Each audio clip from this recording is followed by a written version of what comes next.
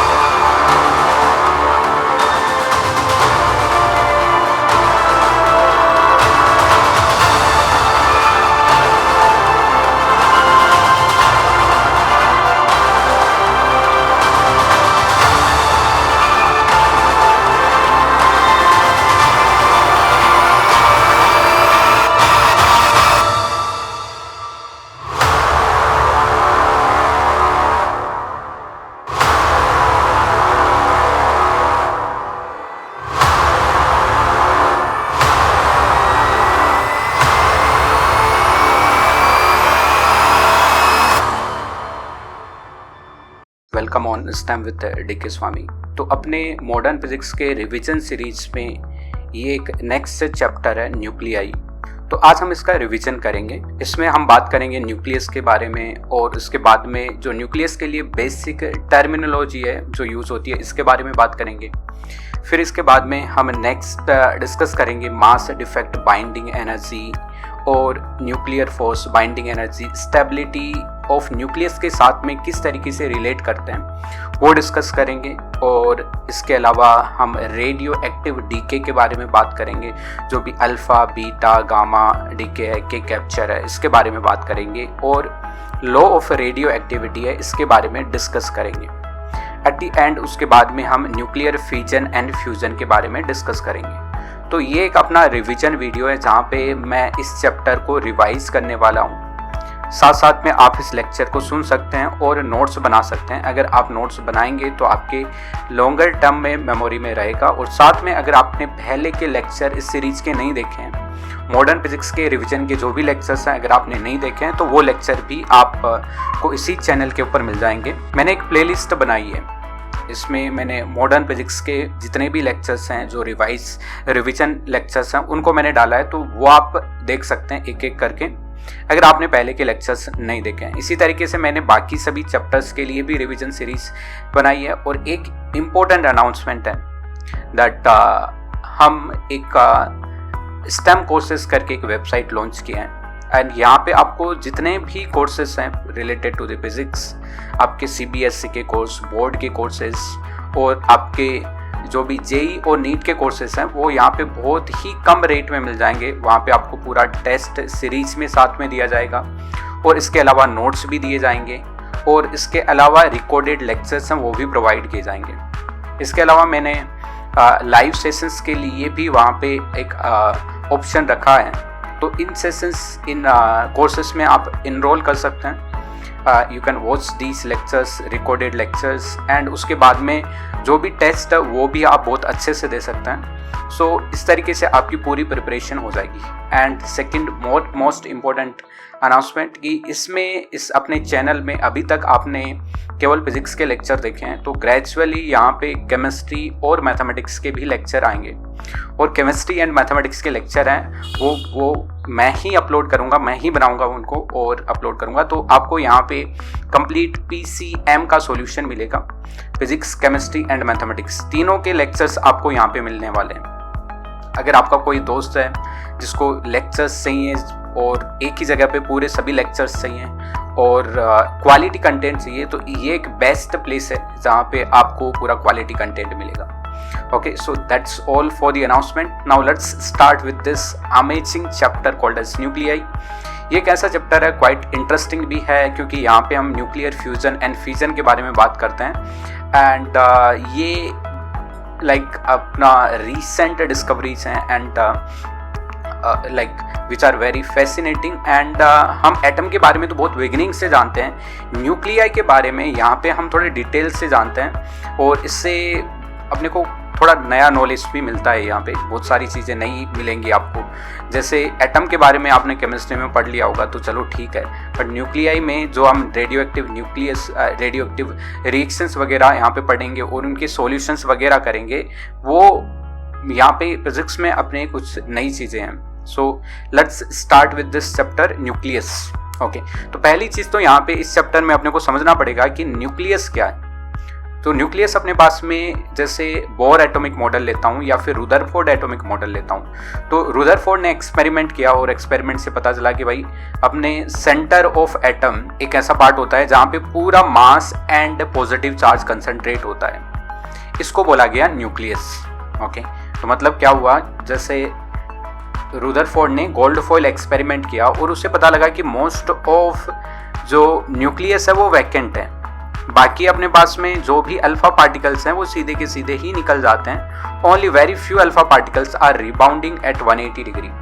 जब उसे ये चीज़ पता लगा, इसका मतलब ये हुआ that the mass is concentrated at a point and the positive charge must also be concentrated at a point or a very small space of the nucleus of the atom, and this was called as nucleus. ये अपने atom का centre होता है।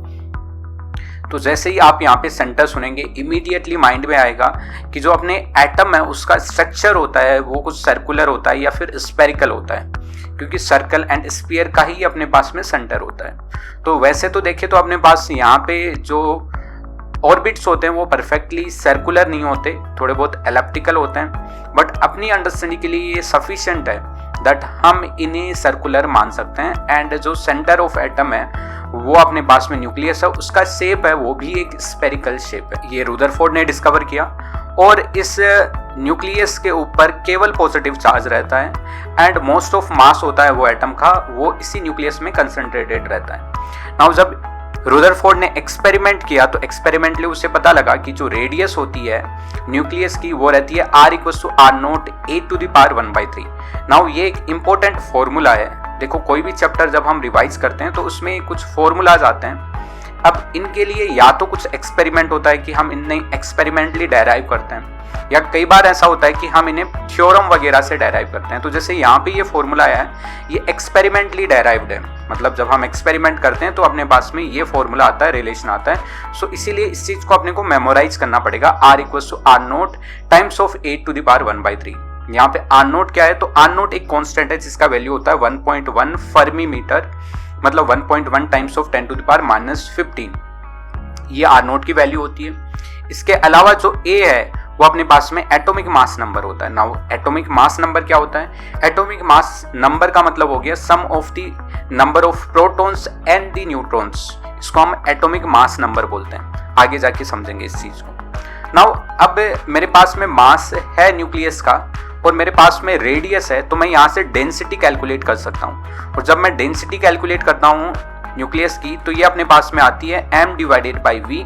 m मास हो गया nucleus का, and mass हो गया न्यूक्लियस का, इसको मैं लिख सकता हूँ atomic mass number times of mass of proton, and divided by volume. मैंने मान लिया कि ये न्यूक्लियस है वो स्फेरिकल है, so that's why 4/3 pi R cube वाला फॉर्मूला लग जाएगा।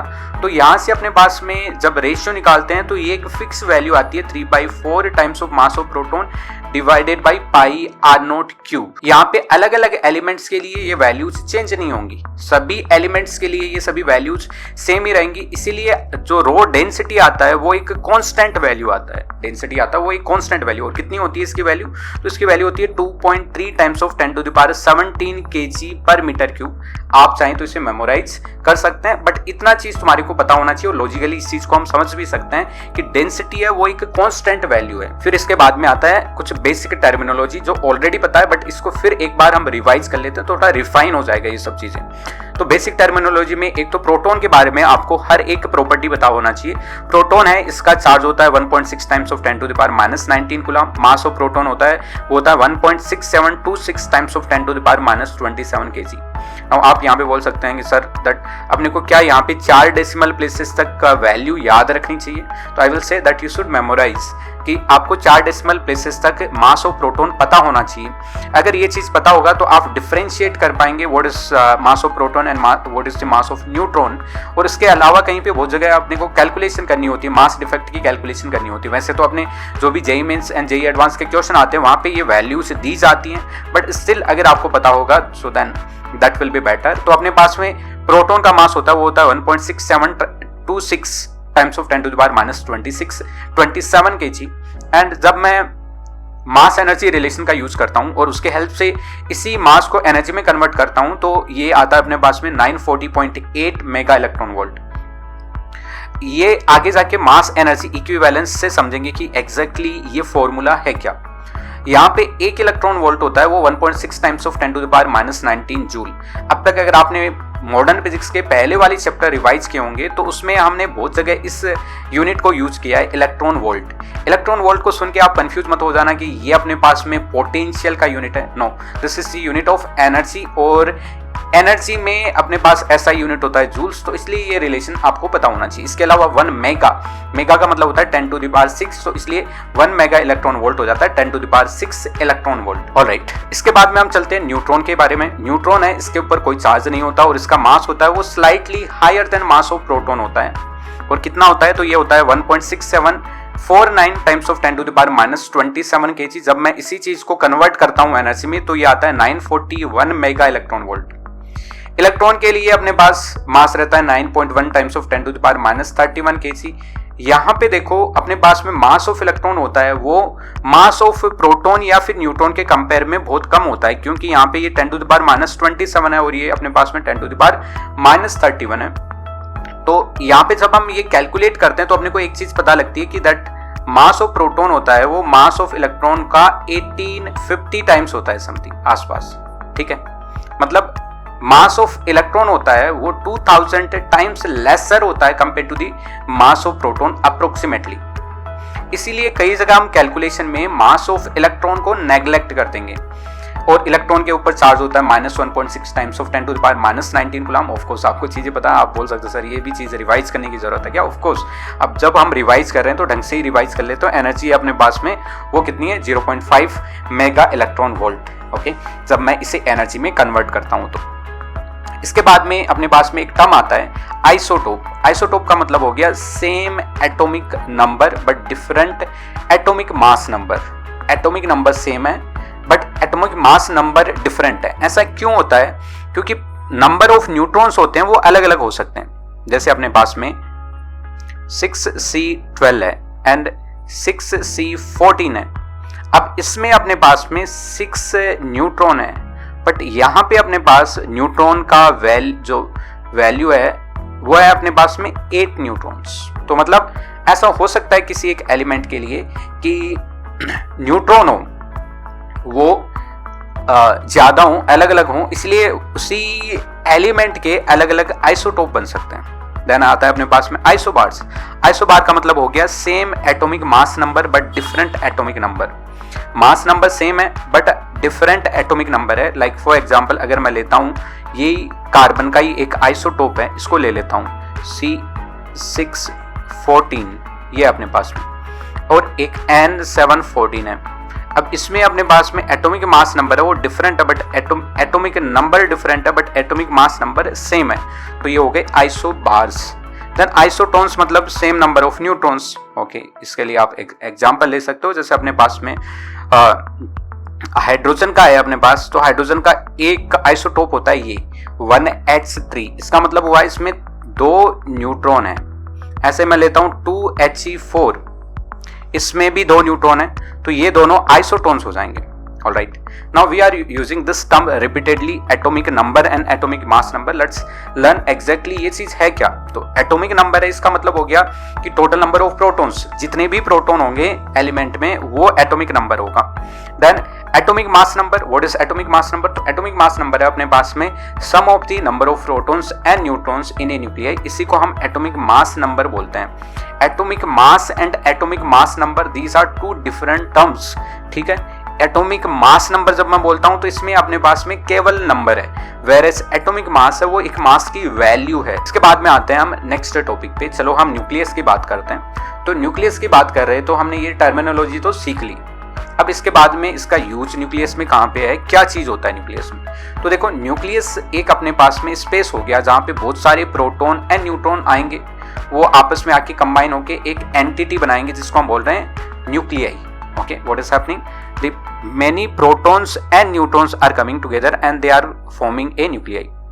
इसका सिंपल सा एक एग्जांपल ले लेते हैं कि लेट्स सपोज आप अपने दोस्तों के पास में जाते हैं, ये तुम्हारे दोस्त जिनके पास में कुछ भी नहीं है, ठीक है, चलो फिर भी मान लो है 10-50 रुपए इनके पास में, तो आप अपने दोस्तों के पास तुम चले गए तुम्हारे दोस्तों के पास, एंड अब तुम्हारे दिमाग में एक आइडिया आता है क्या कि लेट्स स्टार्ट ए स्टार्टअप। क्या करते हैं, एक स्टार्टअप स्टार्ट करते हैं। तो ये सुन के ये भी एक्साइटेड हो जाते हैं, चलो ठीक है, हमें करने के लिए कुछ काम नहीं था तो क्या मिल गया, एक स्टार्टअप मिल गया, ये एक्साइटेड हो जाते हैं। पर ये वाला बंदा है, इसको थोड़ा सा यार क्या करें, स्टार्टअप करना है, चलो ठीक है, पैसे वैसे कमाने हैं, बट फिर वो सोचता है कि यार कुछ तो करना पड़ेगा ना इस चीज के लिए अपने को।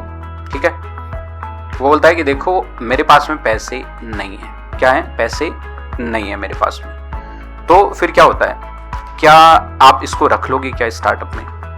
ठीक है, तुम्हारे पास में पैसे नहीं है, ठीक है, थोड़े बहुत हैं, तो आप बोलोगे नहीं नहीं यार, कहीं से तो तुम्हारे को लेके आने पड़ेंगे। ठीक है, तो तुम क्या करते हो कि बोलते हो सभी को कि देखो अगर मेरे को सभी को मिलके बनना है क्या, को फाउंडर जो भी, ठीक है, तो सभी को देने पड़ेंगे पैसे। ठीक है, तो हम टोटल मिला के हैं 5 आदमी। क्या है, 5 आदमी। लेट्स सपोज हम इक्वल इक्विटी रख लेते हैं, हम बोल देते हैं कि भाई 25% हर एक में डिवाइड कर देते हैं। नहीं यार, 20% इक्वली हम डिवाइड कर देते हैं। कितना कर देते हैं, 20%। जो भी प्रॉफिट होगा, जितना भी एक्सपेंडिचर होगा, है ना, जितना भी लॉस होगा, उसको हम 20% डिवाइड करेंगे। इसके अलावा जो भी काम वाम करना पड़ेगा उसको भी हम उसी अकॉर्डिंगली डिवाइड कर लेंगे। राइट, हो सकता है कि ये भाई CEO बन जाए, है ना, क्योंकि तुमने प्रपोज किया तो तुम क्या बन गए, chief executive officer.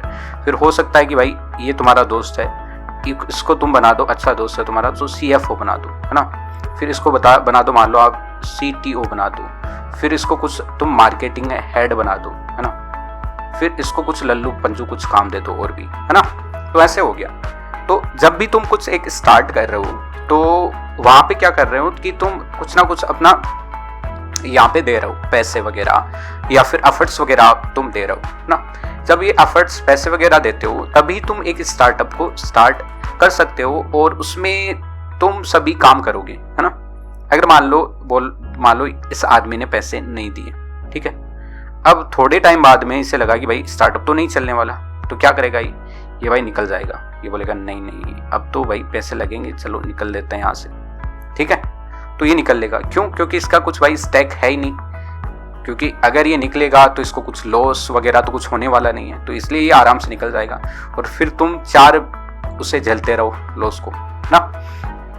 Exactly something is happening like this in the protons and the neutrons when they are forming a nuclei like this। ठीक है, जब पास आके एक एंटिटी बना लेते हैं, एक स्टार्टअप बना लेते हैं जिसका नाम इन्होंने रख दिया न्यूक्लियाई। क्या रख दिया? न्यूक्लियाई। अब ये न्यूक्लियाई बनाने के लिए इसको कुछ पैसे देने होंगे हर एक को। यहाँ पे किसी के पास में पैसे नहीं है, ठीक है, तो ये क्या करते हैं, ये दे देते हैं अपना मास, और मास ही एनर्जी में कन्वर्ट हो जाता है। एनर्जी मतलब क्या आ गया, पैसा आ गया, क्या आ गया, पैसा आ गया, right. So what is happening when the protons and neutrons are combining, all the protons and neutrons are shedding their mass, थोड़ा थोड़ा मास सभी शेड कर देते हैं, एंड ये जो शेड किया हुआ मास है वो एनर्जी में कन्वर्ट हो जाता है, वो एनर्जी बाहर निकल जाती है। और अब क्या हुआ, सभी के पास में थोड़ा थोड़ा मास कम हो गया। सभी ने मान लो किसने दे दिए 50,000 रुपए, किसने दे दिए 1 लाख, 2 लाख, 10 लाख, 15 लाख, इस तरीके से दे दिए। अब ये इनमें से कोई भी आसानी से नहीं निकलने वाला। अगर इनमें से किसी भी एक को तुम्हारे को निकालना होगा, पहले उसने जो भी खर्चा किया है, जो भी उसने अपना दिया है यहाँ पे पैसा वगैरह, वो तुम्हारे को देना पड़ेगा, तभी उसको तुम बाहर निकाल सकते हो, अदरवाइज बाहर नहीं निकाल पाओगे। सिंपल सी बात, ठीक है। तो proton and neutron, every nucleon is shedding some amount of mass and then it is forming a nuclei. अगर न्यूक्लियाई को ब्रेक करना है तो तुम्हारे को एनर्जी सप्लाई करना पड़ेगा, बिकॉज एनर्जी वॉज स्पेंट ना। अब क्या हुआ, वापस से एनर्जी तुम्हारे को देना पड़ेगा, जितनी भी एनर्जी खर्च की गई थी, तभी वो बाहर निकल सकते हैं।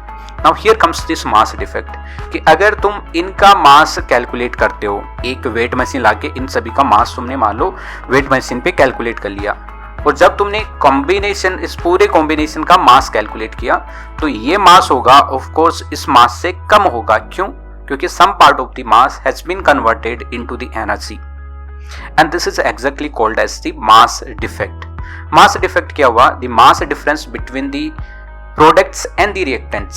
सो mass of the reactant, mass defect हो गया mass of the reactant minus mass of the product, ये अपने पास में हो गया फॉर्मूला मास डिफेक्ट के लिए। मास ऑफ रिएक्टेंट में अपने पास में क्या होंगे, लेट्स सपोज एक हमने न्यूक्लियाई बनाया जिसका एटॉमिक मास नंबर A है एंड एटॉमिक नंबर Z है। अब Z एटॉमिक नंबर है, अभी जैसा हमने समझा कि एटॉमिक नंबर मतलब नंबर ऑफ प्रोटॉन्स, तो कितने प्रोटॉन होंगे, Z प्रोटॉन होंगे। अब कितने न्यूट्रॉन होंगे, तो मैं इस न्यूट्रॉन को लिख सकता हूं A atomic mass number minus Z, ठीक है। तो अपने पास में जो रिएक्टेंट है उसका मास हुआ Z times of mass of proton plus A minus Z times of mass of neutron. अब इसके बाद में अगर तुम्हारे को न्यूक्लियाई का मास पता है, मतलब प्रोडक्ट का यहाँ पे मास पता है, तो ये मास माइनस कर दोगे तो अपने पास में मास डिफेक्ट आ जाएगा। किसका? इस न्यूक्लियाई का मास डिफेक्ट आ जाएगा। नाउ जब ये मास डिफेक्ट क्रिएट हुआ तो इस मास डिफेक्ट की वजह से कुछ अमाउंट ऑफ एनर्जी रिलीज हुआ होगा, and this is called as the binding energy. Energy released in the process of formation of nuclei is called as binding energy. या फिर इसको उल्टा भी बोल सकते हैं, जैसे भाई कि अपने पास में ये एक स्टार्टअप है, अब इस स्टार्टअप को चाहिए कुछ पैसा, कितना चाहिए कि भाई 10 लाख चाहिए अपने को इस स्टार्टअप को स्टार्ट करने के लिए, ठीक है। सबने मिला के दे दिया, कुछ भी टोटल मिला के कितना दिया, 10 लाख। तो इसको हम बोलिए भाई कि इनिशियल जितना भी इन्वेस्टमेंट है। इसका उल्टा भी तो बोल सकते हैं कि मान लो अगर मेरे को इस स्टार्टअप को एक्वायर करना हो, मेरे को एक सोल प्रोपराइटर बनना हो इस स्टार्टअप का, तो मैं क्या करूंगा भाई, मैं करूंगा इसको जितने भी इसके जो भी फाउंडर वाउंडर हैं इनको मैं दे दूंगा पैसा। कितना देना पड़ेगा भाई, जितना है उतना ही तो देना पड़ेगा। तो कितना देना पड़ेगा, जितना इन्वेस्टमेंट है, जितना भी इन्होंने काम वाम किया उसका टोटल मिला के मैंने कर लिया, और ये भी एग्री कर दिए कि भाई 10 लाख की हुआ था हमारा। तो if I give 10 lakh again I can break this startup, it means I can acquire this startup. Okay, तो एग्जैक्टली इसको बाइंडिंग एनर्जी को भी इसी तरीके से हम बोल सकते हैं that this is the amount of energy released in the process of formation of nucleus, और otherwise this is the energy which is required to break apart the nucleons, each nucleon of the nucleus. अब using mass energy equivalence, अब mass energy equivalence क्या कहता है इसको थोड़ा सा हम समझ लेते हैं यहाँ पे। तो देखो एक बहुत बड़े साइंटिस्ट हुए थे, कौन से, ये अपने पास में साइंटिस्ट हैं, थोड़े से इसका डायग्राम बना देता हूँ, समझ जाओगे तुम लोग ऐसे, है ना, ठीक है, समझ गए होगे। ये अपने पास में आइंस्टाइन। तो इस साइंटिस्ट ने एक रिलेशन दिया that the energy and the mass के बीच में रिलेशन, दैट हम मास को एनर्जी में कन्वर्ट कर सकते हैं एंड एनर्जी को मास में कन्वर्ट कर सकते हैं, and this is called as the mass energy equivalence. According to this the energy which will be released if I convert m mass completely into the energy, it will be mc square, ठीक है। अगर मैं delta m मास को energy में convert करूंगा, in that case the amount of energy released is delta mc square, इतनी energy release होगी, ठीक है। इसका उल्टा भी बोल सकते हैं कि let's suppose if there is E energy अगर मैं इसको मास में कन्वर्ट करता हूं, so how much amount of mass will be generated, so it is E divided by c square. Of course getting this is practically impossible, but इस चीज, ये वाली चीज तो प्रैक्टिकली अपने जो भी फिनोमिनास है वहां पे देखी जाती है. Alright, so using that mass energy equivalence we can get this. And एक चीज अपने को पता लगती है कि जो एक AMU है, एक AMU के बारे में हमने बात नहीं की है, तो थोड़ा सा समझा देता हूँ कि एक AMU क्या चीज है. ऑलराइट, अपने पास में एक AMU क्या है वो नहीं बताया मैंने. ओके, एक और चीज यहाँ पे रह गई है, एटॉमिक मास यूनिट. देखो अपने पास में जो न्यूक्लियस का मास होता है या फिर एक न्यूक्लियन का मास होता है वो बहुत छोटा होता है. सो दैट्स वाई इसको बार बार हम केसेस में मेजर नहीं करने वाले. इसके लिए हम एक एटॉमिक मास यूनिट यूज करते हैं, एक यूनिट यूज करते हैं जिसमें जो 1 यूनिट होगा AMU का, इसको इन शॉर्ट हम बोल देते हैं AMU. ये होगा 1/12 ऑफ C612. अगर मैं प्योर C612 है ये अपने पास में लेता हूं एक एटम और इसका 1/12 करता हूं, तो ये अपने पास में आता है एक AMU. अब एक AMU मास को अगर मैं कैलकुलेट करता हूं किलोग्राम्स में, तो ये अपने पास में आता है 1.66 समथिंग आता है, ये टाइम्स ऑफ 10⁻⁻27 kg. ये अपने पास में आता है एक AMU का वैल्यू. ठीक है, नाउ एक AMU को जब मैं कंप्लीटली एनर्जी में कन्वर्ट करता हूं, so energy released during 1 AMU कितना होगा, तो मैं इसके लिए mc² डेल्टा mc² ये वाला फॉर्मूला लगा के कैलकुलेशन कर लूंगा. तो ये आता है 1.66 times of 10⁻⁻27 times of 3 9 times of 10 और ये हो जाएगा अपने पास में 3 टाइम्स ऑफ 10⁸ है, तो इसका स्क्वायर कर लिए 9 टाइम्स ऑफ 10⁻16. इतनी एनर्जी रिलीज हुई. अब ये अपने पास में जूल्स में है. अगर मेरे को ये कैलकुलेट करना है इलेक्ट्रॉन वोल्ट में, तो 1.6 टाइम्स ऑफ 10⁻⁻19 से मैं डिवाइड कर देता हूँ. जब मैं ये कैलकुलेट करता हूँ तो ये आती है मेरे पास में 931.5 मेगा इलेक्ट्रॉन वोल्ट. मतलब ये आती है 931.5 टाइम्स ऑफ 10⁶ इलेक्ट्रॉन वोल्ट. अब इस चीज को इतना कैलकुलेशन हर बार नहीं करके हम क्या करेंगे, हम डायरेक्टली ये चीज बोलेंगे कि देखो अपने पास में जो एक AMU है, जब ये कंप्लीटली एनर्जी में कन्वर्ट होता है तो अमाउंट ऑफ एनर्जी ये रिलीज करता है वो होता है 931.5 mega electron volt. Alright, so fine. तो अगर मेरे पास में मास डिफेक्ट डेल्टा M है, तो मैं अब यहाँ पे बेसिक से कैलकुलेशन नहीं करके मैं डायरेक्टली डेल्टा M को 931.5 से मल्टीप्लाई कर दूंगा और डेल्टा M मैं AMU में रखूंगा, तो मेरे पास में जो एनर्जी है वो मेगा इलेक्ट्रॉन वोल्ट में मिल जाएगी. तो इस तरीके से हम बाइंडिंग एनर्जी का डायरेक्टली कैलकुलेशन कर सकते हैं. अब जितनी बाइंडिंग एनर्जी इंपॉर्टेंट है उससे ज्यादा इंपॉर्टेंट है binding energy per nucleon. Again इसको फिर से हम इसी एग्जाम्पल से समझते हैं कि जैसे 5 लोग थे, हर किसी ने कुछ अमाउंट दिया, 20% स्टैक दिया. ठीक है, अब तुम्हारे को हर किसी को नहीं हटाना. यहाँ पे मान लो किसी एक कोई 500 नहीं दिया है, मान लो किसी एक को ही केवल आपको रिमूव करना है. मतलब क्या करना पड़ेगा, हर किसी से तुम्हारे जितना भी हर किसी ने दिया है उसका केवल उतना पार्ट तो आपको देना पड़ेगा, मतलब 20% देना पड़ेगा. तो 10 लाख का 20% अगर हम कैलकुलेट करते हैं तो ये आ गया अपने पास में 20 डिवाइडेड बाई 100, मतलब आ गया अपने पास में 2 लाख.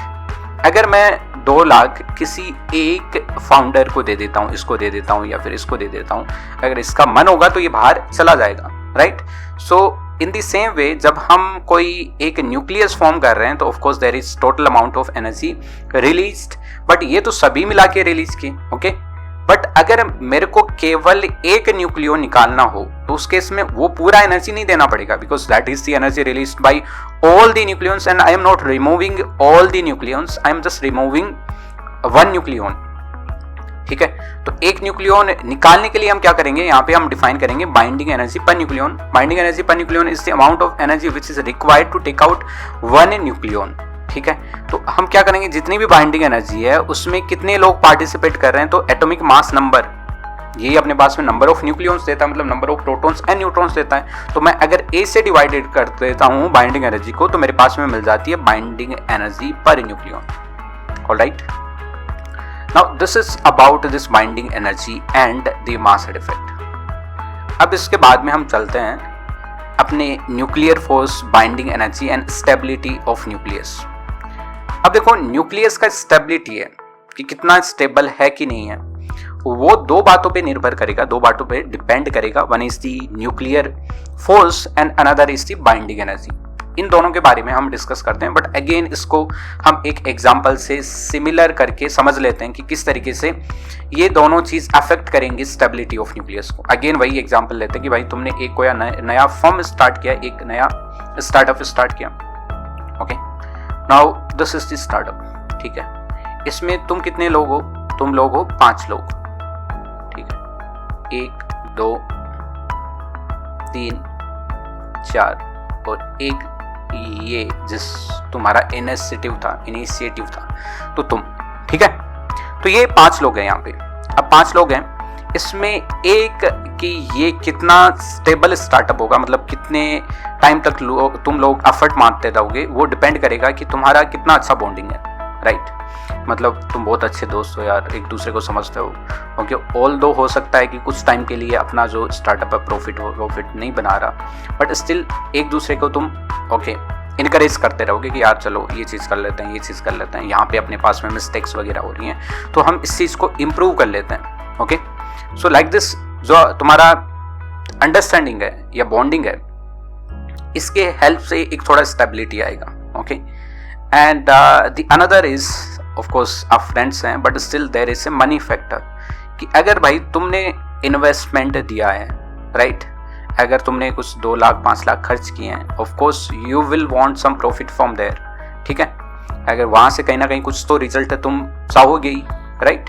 सो इन द सेम वे यहाँ पे हर कोई एक रिजल्ट देखना चाहेगा, so that's why they will be working hard, ठीक है। अगर किसी ने इन्वेस्टमेंट नहीं किया है, of course they will not work the same वे।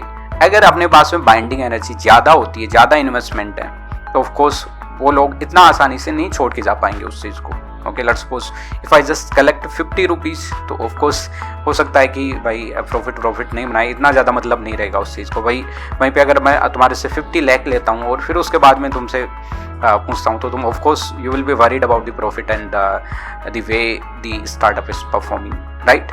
तो ऐसा ही है यहाँ पे कि अपने पास में स्टेबिलिटी ऑफ न्यूक्लियस डिफाइन करने के लिए 2-3 चीज़ें हैं वैसे। एक तो अपने पास में न्यूक्लियर फोर्स, ठीक है, न्यूक्लियर फोर्स है। दूसरा है अपने पास में बाइंडिंग एनर्जी, ठीक है। ये दोनों डिसाइड करते हैं कि कौन स्टेबल होगा, कौन स्टेबल नहीं होगा। नाउ न्यूक्लियर फोर्स क्या है? तो अगर हम बात करें फंडामेंटल टाइप ऑफ फोर्सेस की, जो हमने फंडामेंटल टाइप ऑफ फोर्सेस जो बिगिनिंग में हम इंट्रोड्यूस होते हैं, जब हम न्यूटन्स लॉज के बारे में बात करते हैं, तो अपने पास में आता है gravitational force, electrostatic force, then electromagnetic force and nuclear force and weak nuclear force. तो यहाँ पे उस न्यूक्लियर फोर्स की बात हो रही है। ये न्यूक्लियर फोर्स है वो strongest fundamental type of force है, एंड ये 1000 टाइम्स मोर स्ट्रॉन्गर है compare to the electromagnetic force. It means if you talk about the electrostatic force. और इसीलिए तो अपने पास में न्यूक्लियस में प्रोटॉन्स भी एक साथ रह पाते हैं। आपको ये सुन के थोड़ा सा ऐसा नहीं लग रहा होगा कि प्रोटॉन्स हैं, प्रोटॉन्स तो रिपेल करेंगे आपस में, वो साथ में कैसे रह सकते हैं? Because of this nuclear force. यहाँ पे जो न्यूक्लियर फोर्स है वो बहुत ज्यादा स्ट्रॉन्ग रहता है compare to the electromagnetic force. दूसरा चीज है कि जो अपने पास में न्यूक्लियर फोर्स है ये चार्ज के ऊपर डिपेंड नहीं करता। तो अपने पास में जो इलेक्ट्रोमैग्नेटिक फोर्स है वो चार्ज के ऊपर डिपेंड करता है कि जो सिमिलर नेचर के चार्जेस होंगे इनके बीच में ये रिपल्सिव होगा, जो अपने पास में अपोजिट नेचर के चार्जेस होंगे इनके बीच में ये अट्रैक्टिव होगा, एंड इसके बाद में अपने पास जो न्यूट्रल है इनके बीच में कोई फोर्स नहीं लगेगा। बट यहाँ पे ऐसा कुछ नहीं है। न्यूक्लियर फोर्स है वो सभी के बीच में इक्वल लगेगा, वेदर इट इज अपने पास में न्यूट्रॉन प्रोटॉन है या फिर प्रोटॉन प्रोटॉन है या फिर न्यूट्रॉन न्यूट्रॉन है। तो इनके बीच में जो भी न्यूक्लियर फोर्स लगेगा वो चार्ज के ऊपर डिपेंड नहीं करेगा। But very important thing that ये अपने पास में शॉर्ट रेंज फोर्स है। शॉर्ट रेंज फोर्स मतलब ये फोर्स है उसकी रेंज है वो बहुत स्मॉल है। कितनी स्मॉल है आप पूछेंगे, तो ये अपने पास में 1 फर्मी मीटर के अराउंड है, ठीक है। ये अपने पास में 1 फर्मी मीटर के अराउंड है, और अगर 2.5 फर्मी मीटर से ज्यादा होता है तो ये ऑलमोस्ट 0 हो जाता है न्यूक्लियर फोर्स। इसके साथ में ये नॉन सेंट्रल फोर्स है। इट मीन्स अगर मैं इन चार्जेस को इन न्यूक्लियंस को ज्वाइन करता हूं विद ए लाइन, तो यहाँ पे न्यूक्लियर फोर्स कोई जरूरी नहीं कि उसी लाइन के अलोंग लगेगा। और पैरेलल स्पिन के केस में ये मैक्सिमम होता है। तो it means the nuclear force depends on the spin, किधर की तरफ स्पिन है, द पैरेलल है कि एंटी पैरेलल है, उस बात पे डिपेंड करता है। ओके सो न्यूक्लियर फोर्स की वजह से ये स्टेबल हो पाते हैं। अब इस चीज को हम रिलेट करेंगे with this stability later on. इसके बाद में हम बाइंडिंग एनर्जी पर न्यूक्लियन की बात करते हैं। तो बाइंडिंग एनर्जी पर न्यूक्लियन जब हम एक्सपेरिमेंटली कैलकुलेट करते हैं हर एक का एलिमेंट के लिए, तो अपने को ये पता लगता है कि बाइंडिंग एनर्जी पर न्यूक्लियन है ये मैक्सिमम होती है आयरन के लिए।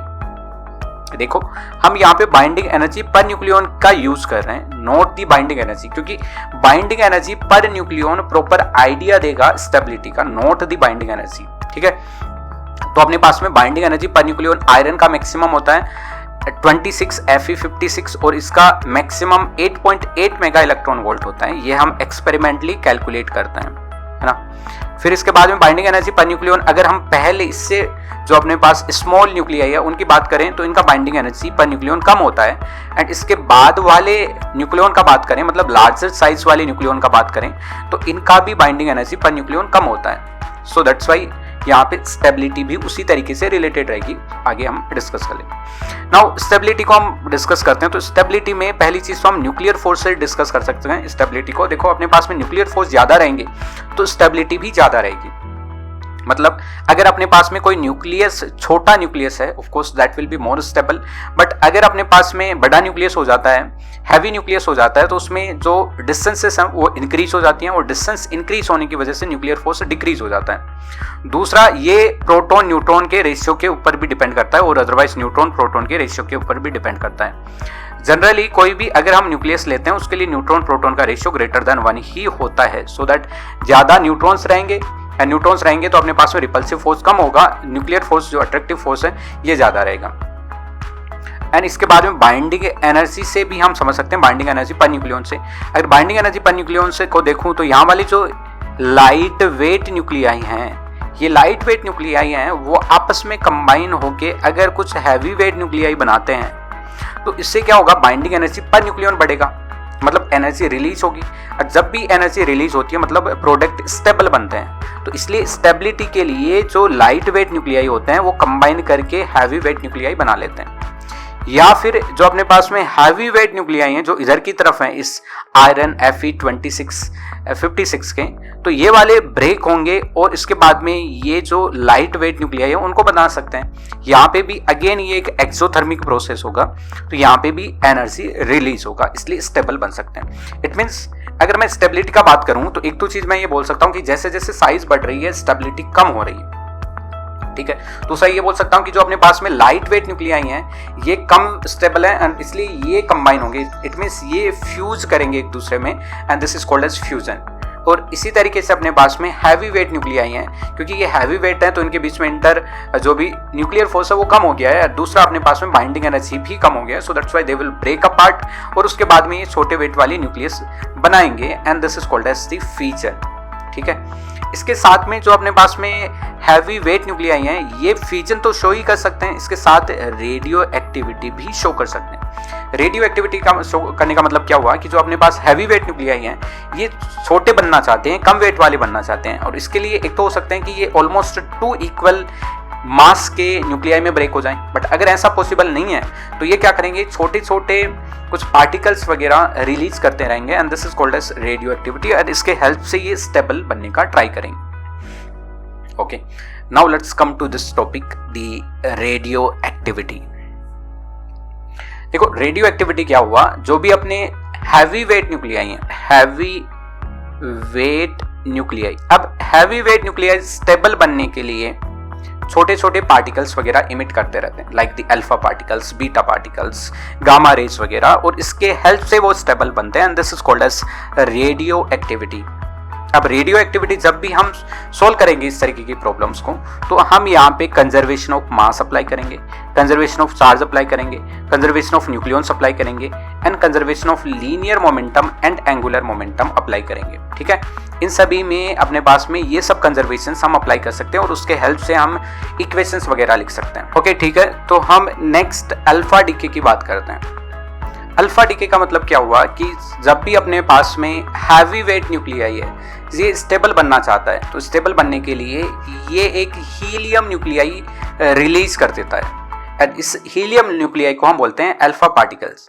तो अल्फा पार्टिकल एक हीलियम न्यूक्लियाई है, इट मीन्स ये एक अपने पास में He2+ एटम है एंड इसलिए ये एक first of all charged particle हो गया। दूसरा, इसके ऊपर टोटल अपने पास में 2 प्रोटॉन है और 2 न्यूट्रॉन है। ये सब प्रॉपर्टीज तुम्हारे को पता होनी चाहिए, जिससे कि हम कहीं पे भी सोल्व करना चाहें तो इसको सोल्व कर सकते हैं। लाइक फॉर एग्जांपल, अगर अपने को कोई एक रेडियो एक्टिव रिएक्शन दिया गया इस तरीके से ZXA, अब इसमें से जब भी अपने पास में अल्फा पार्टिकल निकलेगा, मतलब हीलियम न्यूक्लियाई निकल जाएगा, तो Z है वो Z-2 हो जाएगा, क्योंकि 2 प्रोटॉन कम हो जाएंगे और टोटल न्यूक्लियन में 4 न्यूक्लियन कम हो जाएंगे, तो इसलिए A-4 हो जाएगा।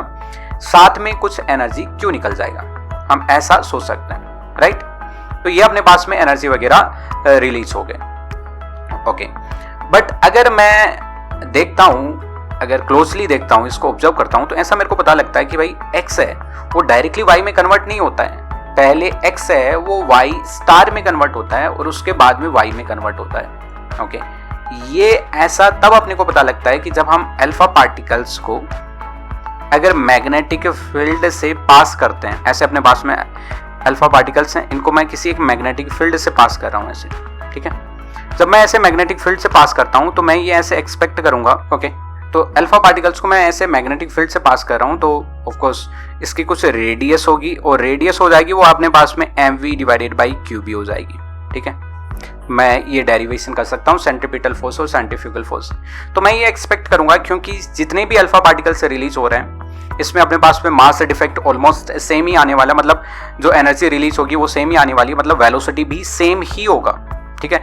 वेलोसिटी सेम है तो मतलब रेडियस भी सेम ही होना चाहिए। बट प्रैक्टिकली अगर हम देखें तो यहाँ पे अल्फा पार्टिकल्स हैं वो कुछ ऐसे डिस्क्रीट रेडियस में इस तरीके से जाते हैं, जैसे R1, R2, R3, इस तरीके से अलग अलग रेडियस बना के जाएंगे।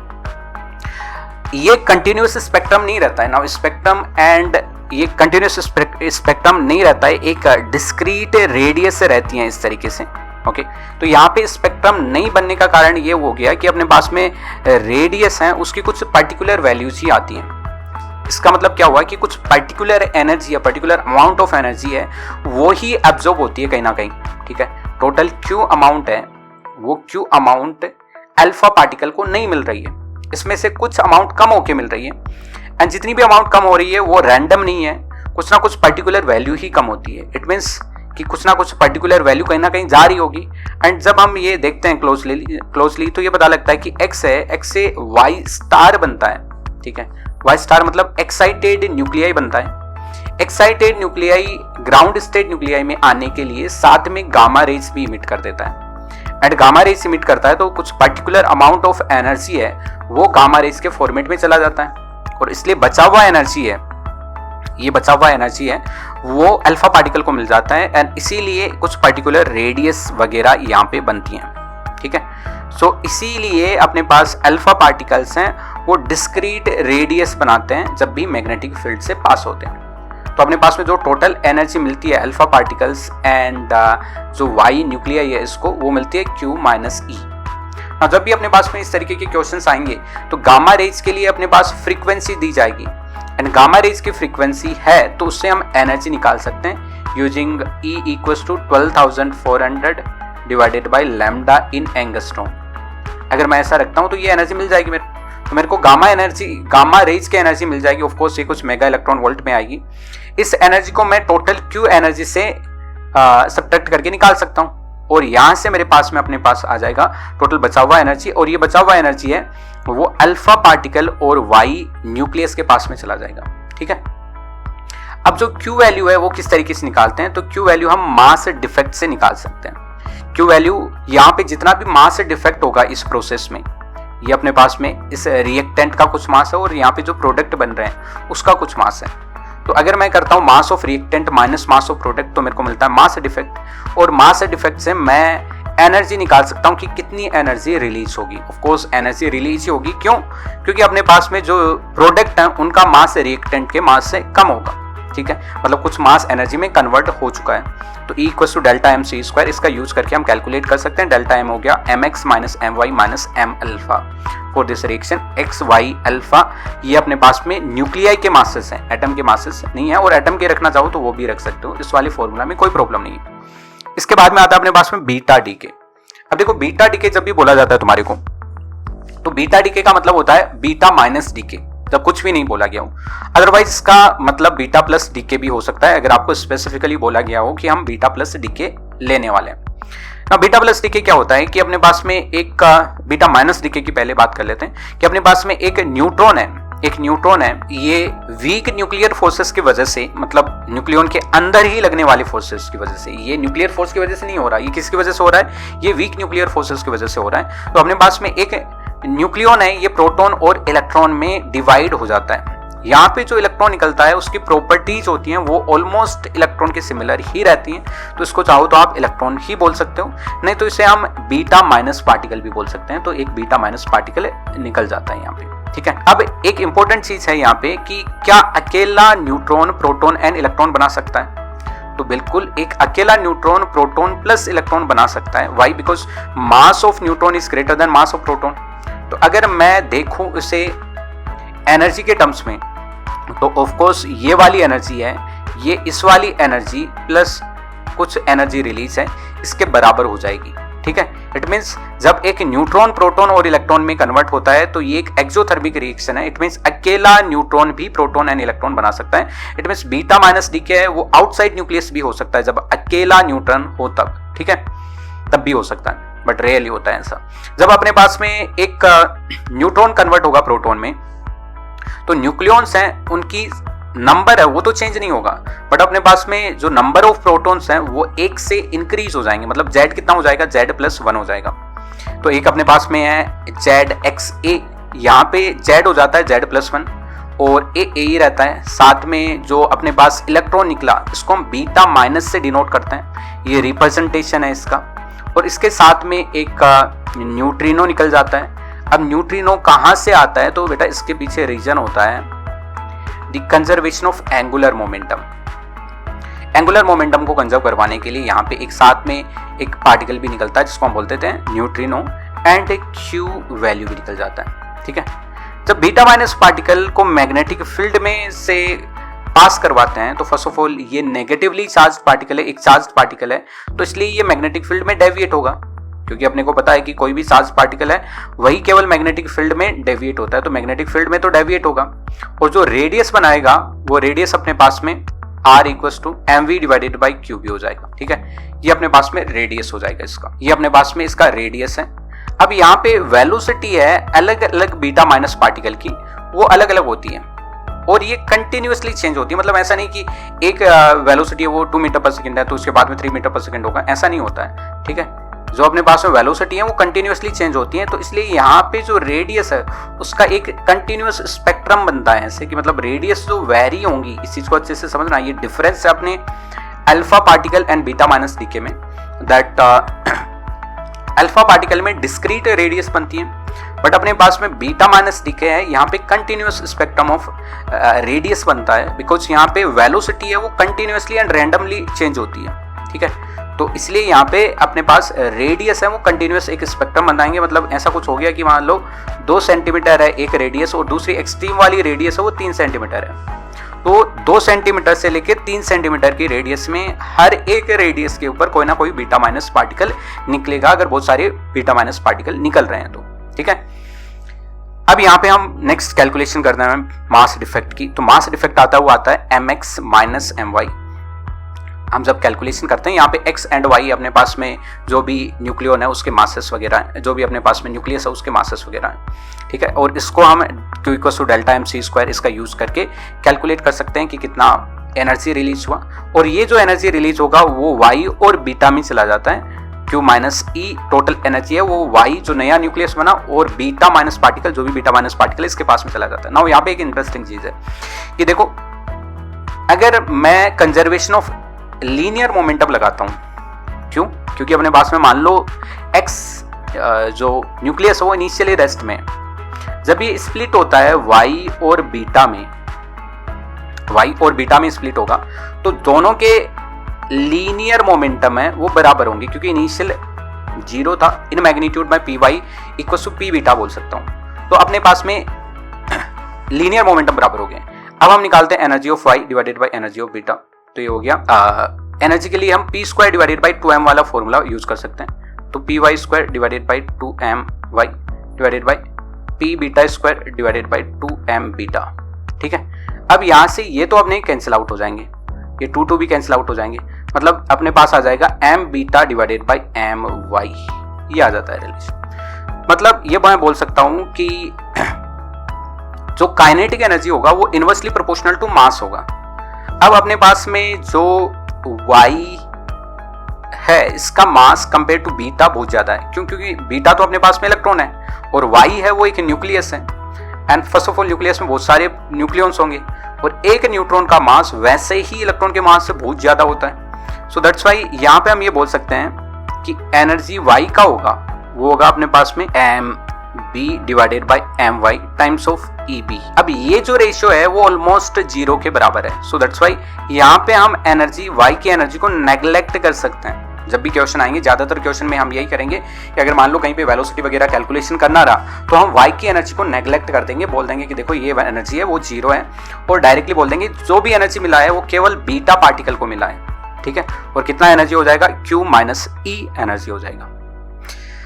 ऑलराइट, सो ये है अपना बीटा माइनस डी के। अब चलते हैं बीटा प्लस डी के। बीटा प्लस डी के थोड़ा रेयर होता है, इतने चांसेस नहीं होते हैं, बट स्टिल इसको समझ लेते हैं। तो बीटा प्लस डी के इसमें क्या होता है कि एक प्रोटॉन होता है वो न्यूट्रॉन में कन्वर्ट होता है। पहली चीज है कि देखो अपने पास में प्रोटॉन का मास है वो न्यूट्रॉन के मास से कम है, और इस मास से कम होने की वजह से यहाँ पे अकेला प्रोटॉन कभी न्यूट्रॉन में कन्वर्ट नहीं हो सकता, बिकॉज एक्सोथर्मिक रिएक्शन होनी चाहिए, और एक्सोथर्मिक रिएक्शन होनी चाहिए मतलब कुछ ना कुछ मास कन्वर्ट होना चाहिए एनर्जी में। इसका मतलब न्यूट्रॉन का मास होगा वो प्रोटॉन के मास से कम ही निकलेगा, कैसे ना कैसे करके। ठीक है, तो इसीलिए यहाँ पे ये रिएक्शन पॉसिबल ही नहीं है अकेले, बट ऐसा ये रिएक्शन न्यूक्लियस में हो सकती है। न्यूक्लियस में ऐसा हो सकता है कि एक प्रोटॉन है वो न्यूट्रॉन में कन्वर्ट हो जाए। ठीक है, तो एक प्रोटॉन है वो न्यूट्रॉन में कन्वर्ट हो जाता है। जब भी एक प्रोटॉन न्यूट्रॉन में कन्वर्ट होगा, एटॉमिक नंबर है वो 1 से कम हो जाएगा, क्योंकि एक प्रोटॉन कम हो जाएगा, बट नंबर ऑफ न्यूक्लियॉन्स है वो सेम ही रहेंगे, तो मतलब ए में चेंज नहीं होगा।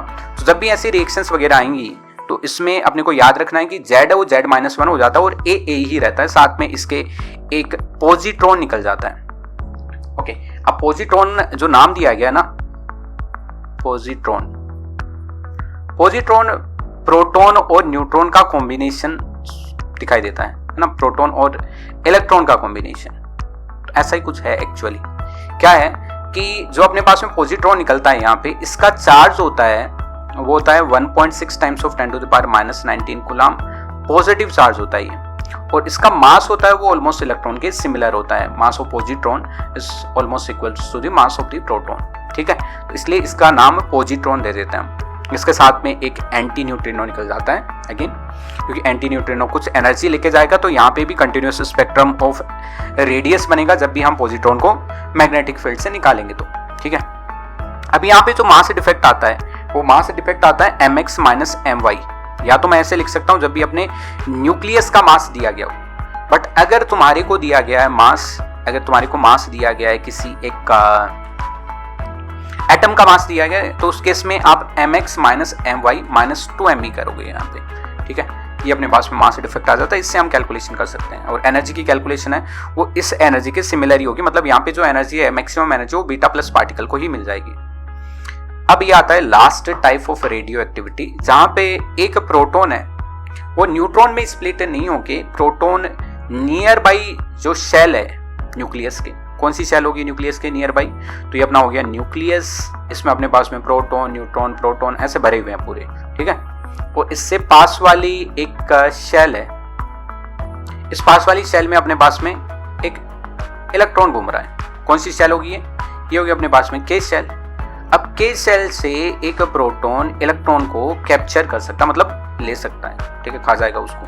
फिर उसके बाद में क्या होगा, एक प्रोटॉन और इलेक्ट्रॉन मिलके क्या बनाएंगे, न्यूट्रॉन बनाएंगे। ठीक है, तो इसको बोला जाता है के कैप्चर। तो के कैप्चर में एक प्रोटॉन है इलेक्ट्रॉन के साथ में कंबाइन करके एक न्यूट्रॉन बना लेता है। जब भी ऐसा होगा तो Z है वो Z-1 हो जाएगा, क्यों? क्योंकि एक प्रोटॉन की कमी होगी, तो Z हो जाएगा वो हो जाएगा Z-1। ठीक है, A उतना का उतना ही रहेगा, क्यों?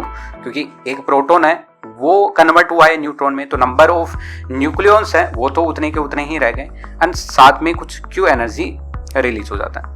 अब यहाँ पे मास डिफेक्ट हो जाएगा, वो हो जाएगा mx plus me minus my। ये अपने पास में मास डिफेक्ट के लिए फॉर्मूला हो गया। तो ये हो गया अपना रेडियो एक्टिविटी डीके। अब इसके बाद में आते हैं रेडियो एक्टिविटी लो के ऊपर, ठीक है। नाउ रेडियो एक्टिविटी लो क्या बोलता है कि जो अपने पास में रेडियो एक्टिविटी होगी, मतलब रेट ऑफ डिसइंटीग्रेशन होगी, वो नंबर ऑफ एक्टिव न्यूक्लियाई के प्रोपोर्शनल होगी।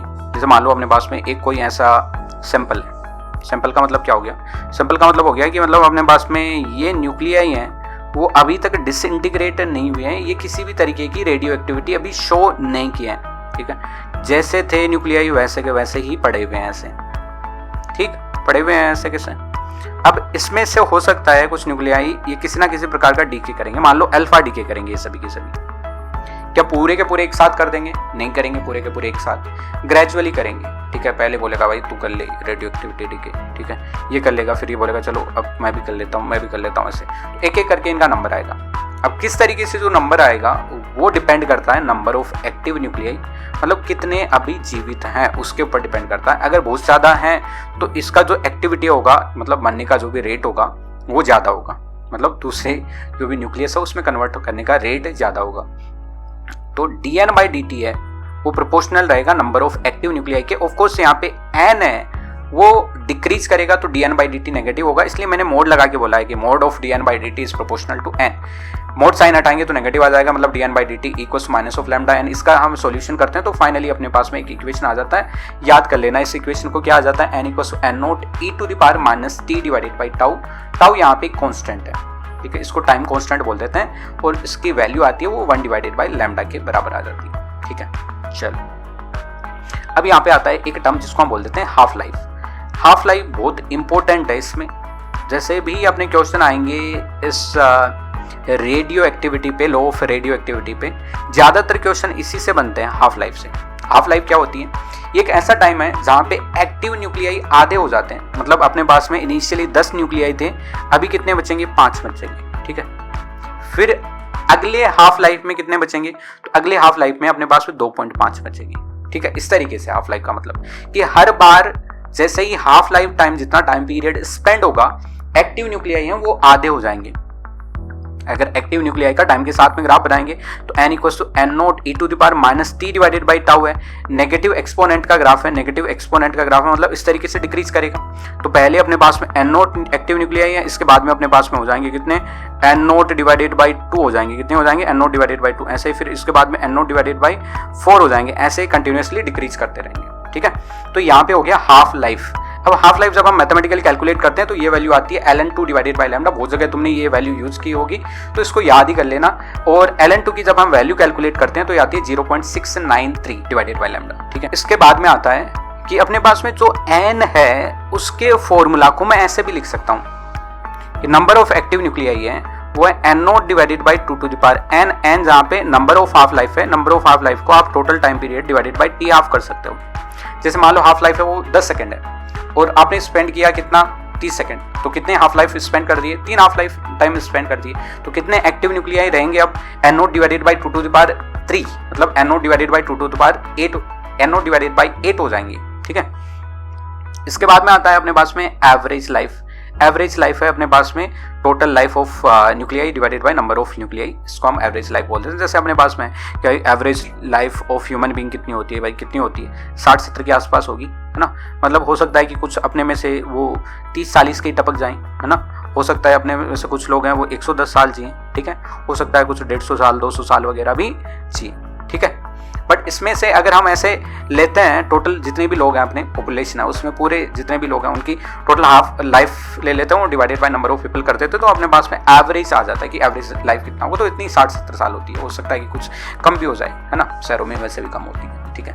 तो टी एवरेज होती है तो आ जाती है 1 डिवाइडेड बाई लैम्डा, ओके। तो इसके बाद में आता है rate of disintegration. Rate of disintegration है, इसमें अपने पास में एक्टिव नंबर ऑफ न्यूक्लियाई है। अगर मैं इसे डिफरेंशिएट कर देता हूं विद रिस्पेक्ट टू टाइम तो dN/dt आ जाता है। dN/dt वैसे तो हमने बिगिनिंग में ये फॉर्मूला डिस्कस कर लिया, बट इसका एक और फॉर्मूला आ जाता है dN/dt equals to minus lambda times of n0 to the power e to the power minus lambda t।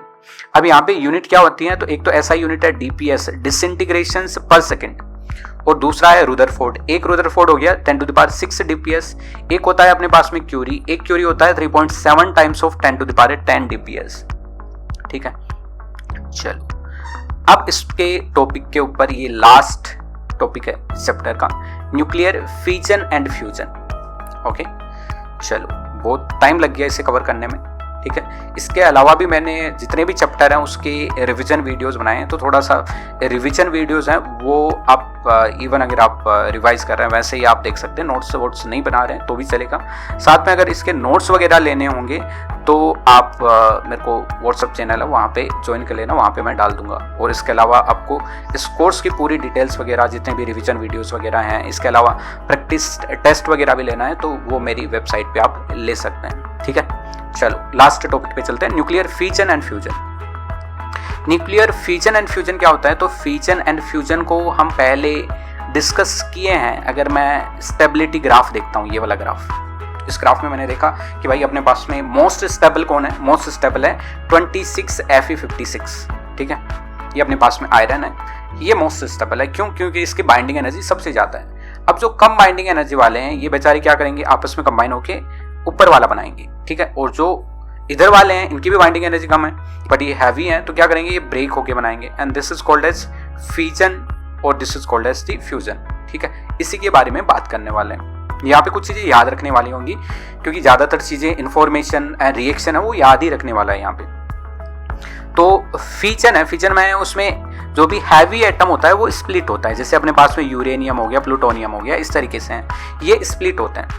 And इसके बाद में फ्यूजन है। फ्यूजन में क्या होता है? फ्यूजन में अपने पास में जितने भी एटम्स जितने भी न्यूक्लियाई होते हैं वो कंबाइन होते हैं और उसके बाद में हैवी वेट न्यूक्लियाई बनाते हैं। जैसे अपने पास में हाइड्रोजन है, हाइड्रोजन के आइसोटोप्स हैं वो आपस में कंबाइन करते हैं। हाइड्रोजन हाइड्रोजन कंबाइन करके ड्यूटेरियम बना लेगा, ड्यूटेरियम कंबाइन करके ट्राइटियम बना लेगा, ट्राइटियम कंबाइन करके फिर उसके बाद में हीलियम बना लेगा। तो इस तरीके से कॉम्बिनेशन रहता है। ठीक है, अब फिजन फ्यूजन में डिफरेंस क्या है? तो इसके लिए मैंने कुछ पॉइंट्स यहाँ पे दिए हैं, इनको आप याद रख सकते हैं कि जैसे अपने पास में फिजन होता है वो अपने पास में एक चेन रिएक्शन होता है और इसके बाद में ये होता है, ये लॉन्ग लिव्ड वेस्ट वगैरह प्रोड्यूस वगैरह करता है क्योंकि यहाँ पे कुछ अपने पास में पर्टिकुलर गामा रेज वगैरह लिमिट होती हैं। इसके अलावा सेफ्टी कंसर्न्स वगैरह रहते हैं, तो इसके लिए कुछ अपने पास जो भी है ब्रिक वॉल वगैरह बनाई जाती हैं। ठीक है, याद रखने की चीज़ें। ऑलराइट, न्यूक्लियर फिजन के लिए ये एक एग्जांपल आप याद रख सकते हैं, जैसे यूरेनियम 235 है, जब इसके ऊपर एक थर्मल न्यूट्रॉन बॉम्बार्ड किया जाता है तो ये कन्वर्ट हो जाता है बेरियम क्रिप्टॉन में, साथ में 3 न्यूट्रॉन भी रिलीज कर देता है और 200 mega electron volt energy release कर देता है। इसका वैसे दूसरा रिएक्शन ये भी है कि ये बेरियम एंड क्रिप्टॉन में कन्वर्ट नहीं होके ये जीनोन एंड स्ट्रोंशियम के में भी कन्वर्ट हो सकता है, बट इसके साथ में 2 ही केवल न्यूट्रॉन ये जनरेट करेगा, तो यहाँ पे भी 200 mega electron volt energy release हो जाएगी। अब ऑन एन एवरेज देखें तो 3 + 2 5, 5/2 कितना हो जाएगा? 2.5। तो अपने पास में average number of secondary neutron जो जनरेट होते हैं वो 2.5 होते हैं। अब 2.5 होते हैं वो ग्रेटर देन 1 है, तो मतलब ये रिएक्शन खुद से कंटिन्यू आगे हो सकती है। Right, Y? बिकॉज अगर मेरे को कोई रिएक्शन करवानी है तो एक थर्मल न्यूट्रॉन चाहिए, बट 2.5 इमिट हो रहे हैं। अगर मान लो एक भी इमिट नहीं होता, मान लो 0.5 इमिट होता, तो उस केस में हम आगे कंटिन्यू नहीं कर सकते थे, ये एक चेन रिएक्शन नहीं बनती। राइट, अब यहाँ पे जो 93% एनर्जी है वो अपने काइनेटिक एनर्जी के फॉर्मेट में चली जाती है, वो फिर 7% है वो अपने गामा रेज के फॉर्मेट में चली जाती है, केवल 0.1% मास है वही एनर्जी में कन्वर्ट होता है। ये सब चीज़ें याद रखने वाली बातें हैं। देन है न्यूक्लियर फिजन। न्यूक्लियर फिजन हो गया कि अपने पास में जैसे 1H1 है, 1H2 के साथ में कंबाइन करके ये बना लिया 2He4, साथ में 21.6 मेगा इलेक्ट्रॉन वोल्ट एनर्जी भी रिलीज कर दिया, तो इसको बोलिए nuclear fusion. Nuclear fusion achieve करना डिफिकल्ट है। क्यों अचीव करना डिफिकल्ट है? क्योंकि इतनी आसानी से अचीव नहीं होता, इसके लिए बहुत ज़्यादा हाई टेम्परेचर चाहिए और तभी ये अचीव हो पाता है। तो इसके लिए आप, और यहाँ पे जो एनर्जी रिलीज होता है वो भी बहुत ज़्यादा होता है। अब आप ये देख के बोलेंगे कि देखो सर ये तो अपने पास में बहुत कम एनर्जी रिलीज हुआ, कितना हुआ? 21.6 हुआ, और यहाँ पे अपने पास में कितना हुआ? ये हुआ अपने पास में 200 मेगा इलेक्ट्रॉन वोल्ट। तो बेटा ये अपने पास में पर रिएक्शन है, मतलब उसमें केवल अपने पास में 1 और 2 टोटल मिला के 3, तो 3 AMU काम में आ रहे हैं। 3 AMU मिला के इतनी एनर्जी रिलीज कर रहे हैं, और यहाँ पे कितने हैं? 236 AMU आसपास मिलके इतनी एनर्जी रिलीज कर रहे हैं। कितनी? 200। तो पर AMU तो कम ही एनर्जी रिलीज हुई। सो दैट्स वाई न्यूक्लियर फिजन है ये काफी एनर्जी रिलीज करती है।